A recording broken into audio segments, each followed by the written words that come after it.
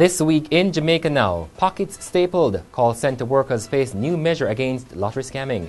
Tension in West Kingston, police appeal for support from residents after killing 2 alleged gunmen.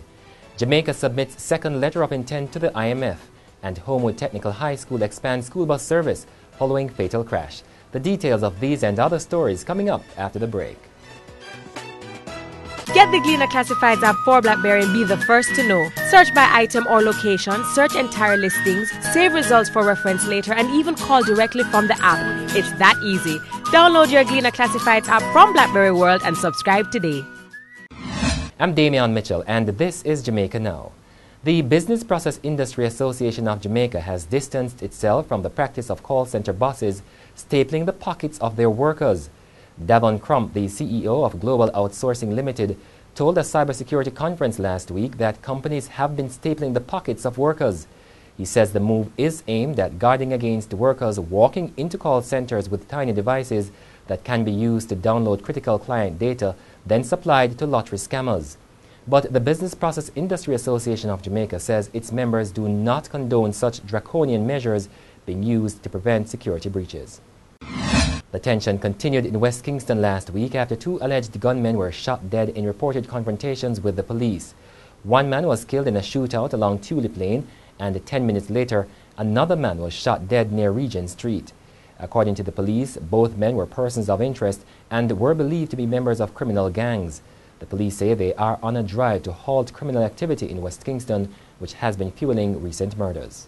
The biggest challenge we face is really some communities over time has developed extreme tolerance level for gang membership under the guise that the gangs protect them. We want to say communities, gangs can't protect you. In fact, as long as they're in your midst, they are making your community that much more unsafe. Lobby group Tivoli Action Committee is to write to the International Criminal Court and the United Nations asking that they determine if crimes against humanity were committed during the May 2010 police military operation in West Kingston. The group is convinced that the International Court must be included in the impending Tivoli Commission of Inquiry. The Tivoli group says its attorney is now preparing a legal brief on what happened in the May 2010 incursion, which will then be submitted to the court and the UN. The group decided to take its fight international after House Speaker Michael Peart denied its request to address the Parliament. The group wanted to request that the government agree to full compensation to those who continue to be affected by the May 2010 Tivoli Gardens operations. Jamaica has submitted a second letter of intent and a supplementary memorandum of economic and financial policies to the International Monetary Fund, IMF. The Finance Minister, Dr. Peter Phillips, says Jamaica remains committed to the targets set out in the April 2013 Memorandum of Economic and Financial Policies. But he says the new policy, which was submitted to the IMF on September 13, outlines a strengthened framework. Dr. Phillips was speaking in Parliament a day after the IMF Executive Board announced its approval of the first quarter review, clearing the way for $30.6 million in disbursement. The General Secretary of the Jamaica Labour Party, Dr. Horace Chang, has sought to assure that the necessary due diligence is being undertaken in finalizing the delegates list as the Secretariat prepares for the party's leadership elections. The assurance comes amid concern raised by leadership aspirant Audley Shaw that the list could be compromised, as Dr. Chang is entertaining discussions from some constituencies. In the meantime, the JLP's Election Commission has banned any public debate between Mr. Shaw and party leader Andrew Holness. Commission member Tom Tavares Finson said the Commission is trying to preserve unity in the party.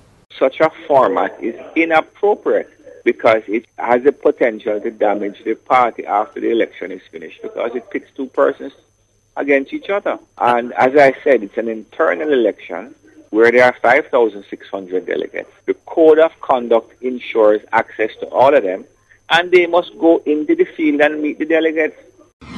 The National Health Fund, NHF, is now seeing a drop in revenues it earns from a special tax imposed on cigarette importation. Distributors Carreras Limited has reported that less than 3 months since the smoking ban took effect, it has seen a 25% decline in sales. The NHF gets the majority of its revenues from tobacco sales, and Carreras says future payments to the NHF will be impacted as long as the ban remains in place. The approximately 800 students of the Holmwood Technical High School in Manchester will have specially selected buses to transport them to school as of Monday. The board of the school has entered into an agreement with a select group of coaster bus operators to transport the students. The Ministry of Education says 10 buses will be used to transport students to and from Mandeville, while there will be 2 each for Albertown and Cave Valley. The new transportation arrangement follows the deadly traffic accident which claimed the lives of 4 Holmwood students last Wednesday.